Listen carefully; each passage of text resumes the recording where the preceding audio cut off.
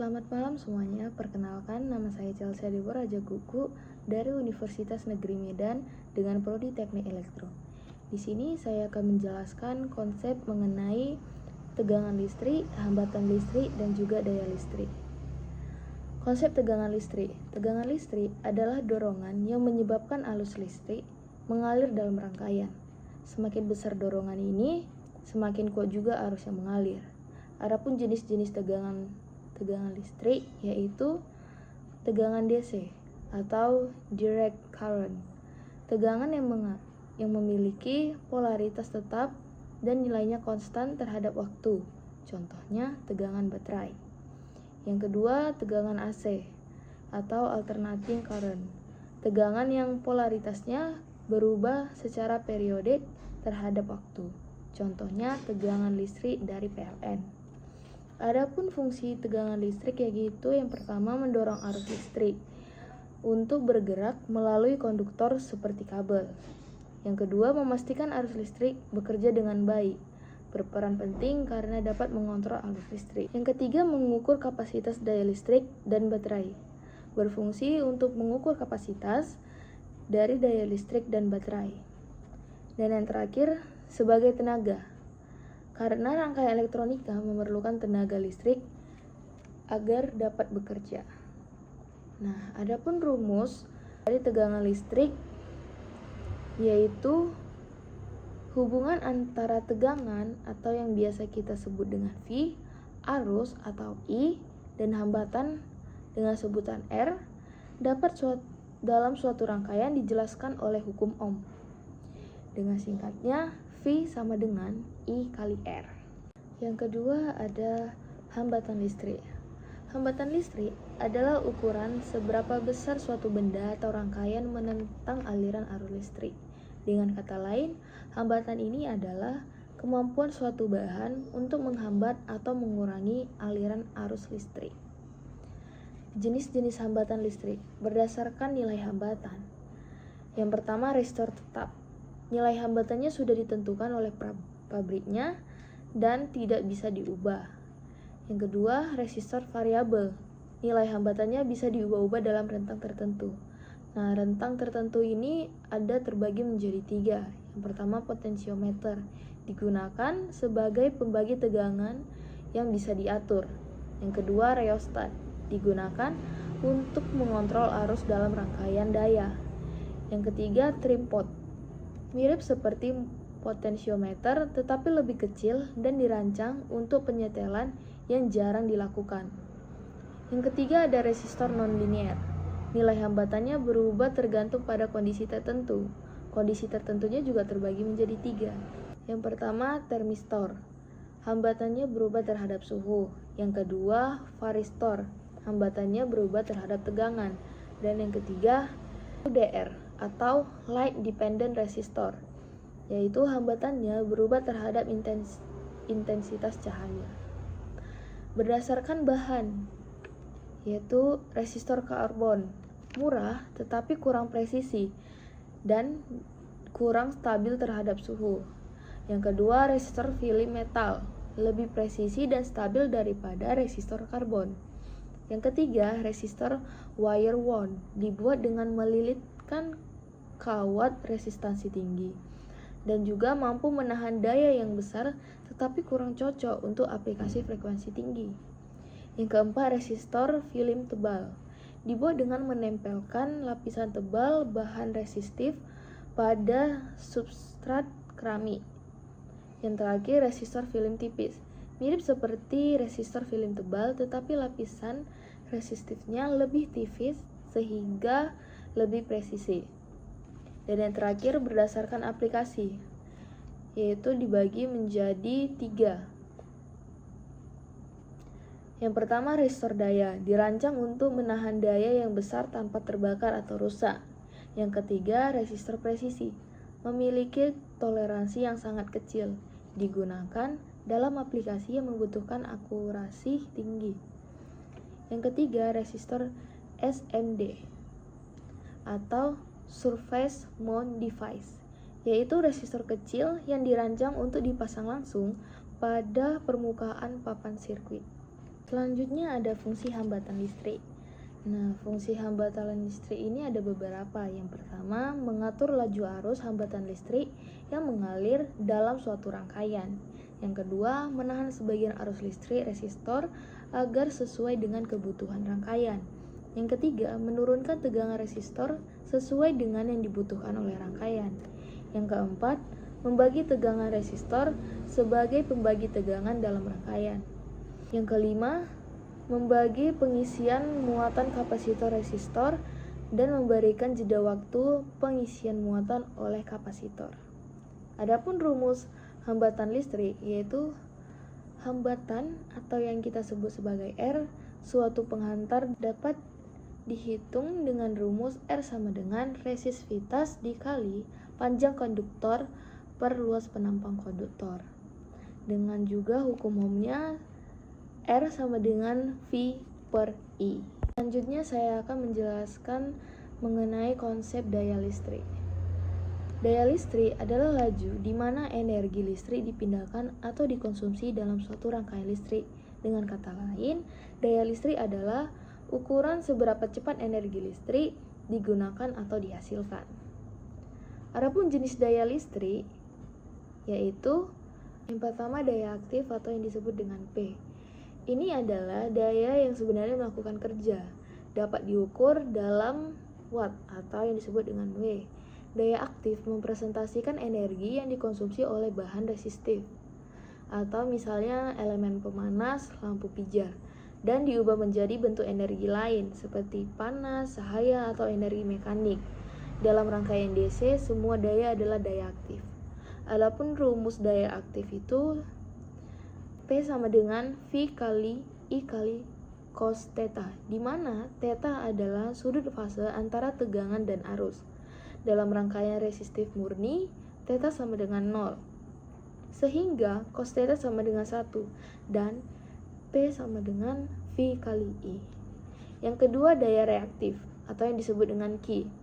Daya ini tidak melakukan kerja nyata, melainkan hanya bolak-balik antara sumber dan beban. Daya ini diukur dalam VAR atau volt ampere reaktif.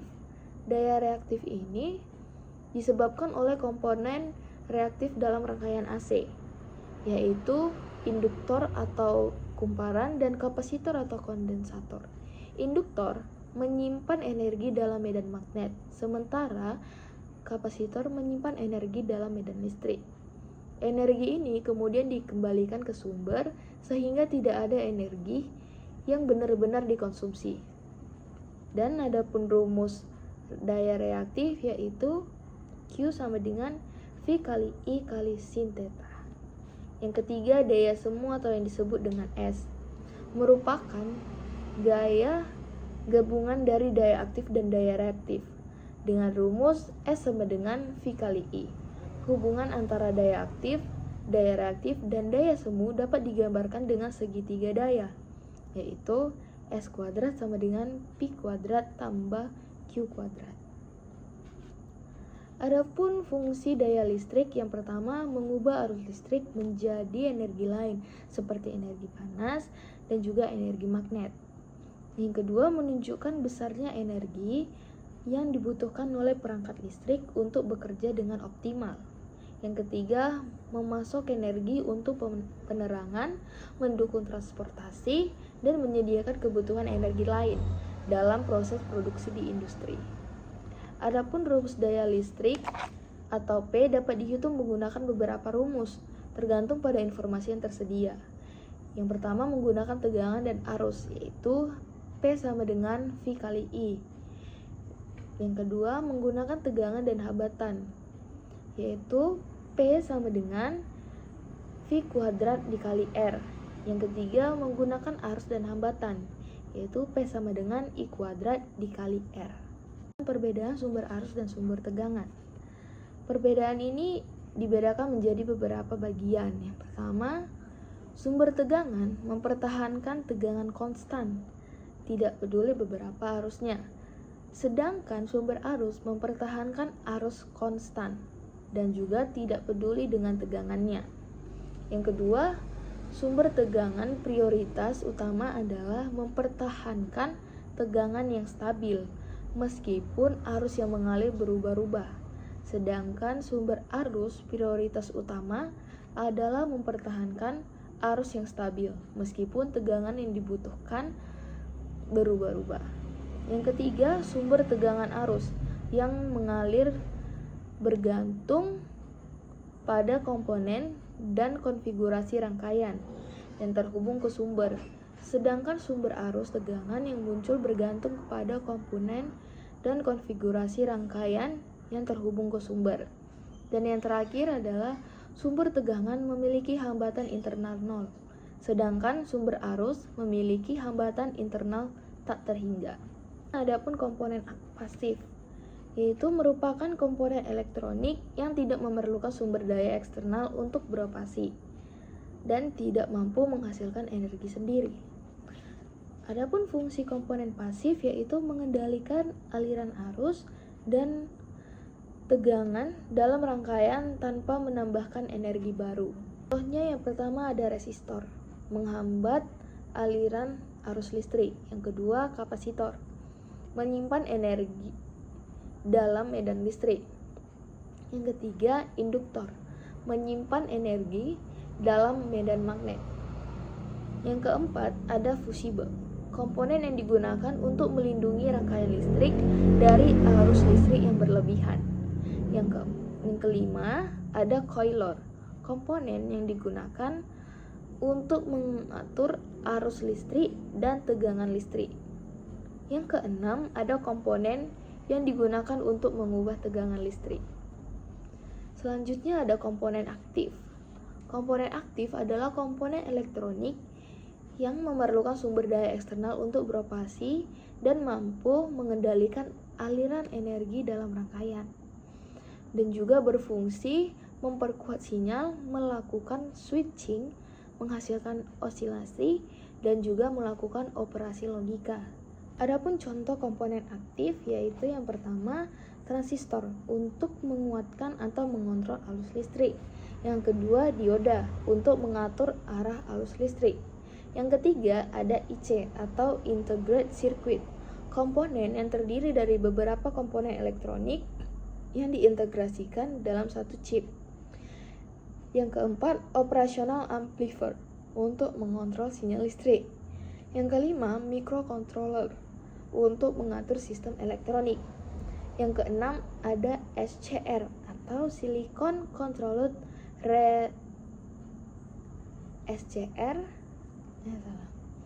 Yang keenam ada SCR atau silicon controlled rectifier, yaitu digunakan untuk mengatur arus listrik.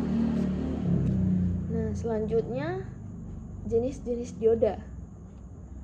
Ada beberapa jenis-jenis dioda. Yang pertama, dioda rectifier. Yang pertama, dioda rectifier. Fungsinya yaitu mengubah arus listrik AC menjadi arus listrik DC. Adapun karakteristik dari dioda rectifier ini memiliki tegangan minimum yang diperlukan agar dioda mulai menghantarkan arus dalam arah maju. Yang kedua, memiliki arus maksimum yang dapat ditangani dioda dalam arah maju tanpa merusak komponen. Yang ketiga, memiliki tegangan maksimum yang dapat ditahan dioda dalam arah balik tanpa mengalami kerusakan. Yang kedua, dioda Zener dengan fungsi mengatur tegangan listrik pada suatu nilai tertentu. Adapun karakteristik dari dioda Zener, yang pertama memiliki tegangan tertentu di mana dioda mulai menghantarkan arus balik yang signifikan. Yang kedua, memiliki daya maksimum yang dapat ditahan dioda Zener tanpa kerusakan. Yang ketiga, memiliki hambatan internal dioda Zener saat beroperasi di wilayah breakdown Zener. Yang ketiga, diode LED, yaitu fungsinya mengeluarkan cahaya ketika arus listrik mengalir melalui dioda. Adapun karakteristik dari dioda LED yaitu memiliki warna cahaya yang dipancarkan, tergantung pada bahan semikonduktor yang digunakan. Yang kedua, memiliki tegangan maju yang dibutuhkan bervariasi tergantung pada warna LED. Yang ketiga, ukuran seberapa terang cahaya yang dipancarkan dan juga sudut di mana cahaya dipancarkan dengan intensitas yang signifikan. Adapun dioda selanjutnya yaitu dioda Schottky. Fungsinya menggunakan dioda sebagai penyiarah dengan kecepatan switching yang tinggi. Adapun karakteristik dari dioda tersebut, yang pertama memiliki tegangan maju rendah, biasanya sekitar 0,2 volt sampai 0,4 volt. Yang kedua, memiliki kecepatan switching tinggi dengan waktu pemulihan balik yang sangat singkat. Yang ketiga, memiliki arus bolak-balik. Yang ketiga, memiliki arus bocor balik yang biasanya lebih tinggi daripada dioda silikon biasa.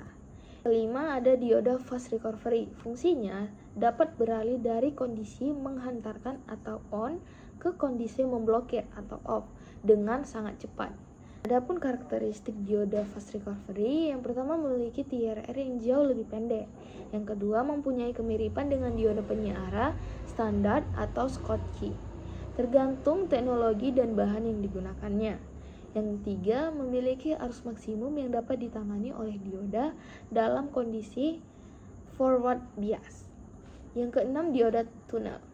Fungsinya menghasilkan osilasi frekuensi tinggi dengan karakteristik memiliki resistansi negatif dan juga mampu beroperasi pada frekuensi yang sangat tinggi. Yang ketujuh, ada dioda varaktor. Fungsinya dioda yang kapasitasnya berubah bergantung pada tegangan balik yang diberikan. Dengan karakteristik memiliki rentang nilai kapasitansi yang dapat dicapai dengan mengubah tegangan balik. Yang kedua, mempunyai ukuran seberapa ideal kapasitor tersebut dan juga memiliki tegangan balik maksimum yang dapat diterapkan tanpa merusak dioda. Dan yang terakhir, dioda fotodiode. Fungsinya mengubah cahaya menjadi arus listrik dengan karakteristik memiliki respons yang berbeda terhadap berbagai panjang gelombang cahaya. Memiliki arus kecil yang mengalir melalui dioda ketika tidak ada cahaya yang mengenainya. Dan juga mempunyai ukuran seberapa besar arus yang dihasilkan untuk setiap satuan daya optik yang masuk. Terakhir, ada jenis-jenis transistor. Yang pertama, transistor bipolar. Fungsinya digunakan sebagai penguat sinyal dan skalar elektronik dengan karakteristik memiliki 3 terminal. Yang pertama, basis, kolektor, dan emitor, dan juga memiliki penguat arus yang tinggi. Yang kedua, transistor efek muda atau FET. Fungsinya sebagai penguat sinyal dan skalar dengan impedansi input yang tinggi. Dan karakteristiknya, yang pertama dikendalikan oleh tegangan pada gerbang. Yang kedua, memiliki impedansi input yang sangat tinggi. Yang ketiga, lebih stabil terhadap perubahan suhu dibandingkan PJT. Yang ketiga, transistor efek medan insulasi. Fungsinya sebagai blok bangunan serbaguna dalam elektronika modern. Dengan karakteristik memiliki kecepatan switching yang baik, tegangan minimum yang harus diterapkan pada gerbang untuk membentuk kanal konduktif, dan juga memiliki lapisan oksida yang mengisolasi gerbang dari kanal, memberikan impedansi input yang sangat tinggi. Yang keempat, transistor frekuensi radio atau RF. Fungsinya digunakan dalam aplikasi frekuensi tinggi seperti pemancar dan penerima radio. Adapun karakteristiknya yaitu memiliki frekuensi cut-off yang tinggi, memiliki noise yang rendah, dan dirancang untuk impedansi yang cocok dengan rangkaian RF. Yang kelima, transistor unijunction atau UJT. Fungsinya digunakan sebagai osilator relaksasi, pemicu, dan dalam rangkaian kontrol fase. Dengan karakteristik memiliki satu junction PN dan menunjukkan resistansi negatif yang membuatnya berguna dalam osilator. Mungkin sekian saja yang dapat saya jelaskan, yang saya ketahui. Sekian dan terima kasih.